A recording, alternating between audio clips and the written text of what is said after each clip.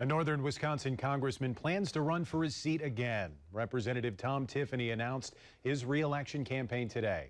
The Republican has served the state's 7th district in the U.S. House for 2 terms now. He says he plans to continue to hold Democrats accountable for what he called fiscal recklessness and the weaponization of the Justice Department against the American people. Tiffany also hopes to help turn Wisconsin red in November 2024. Perhaps most interesting about this announcement is that Tiffany is not planning to run for Wisconsin's U.S. Senate seat next year. That's the one currently held by Democratic Senator Baldwin, a race that will be on the ballot in November 2024. Here's what Wisconsin Democrats had to say about Tiffany's decision today. They called him an ultra-MAGA congressman who cried wolf about running for Senate.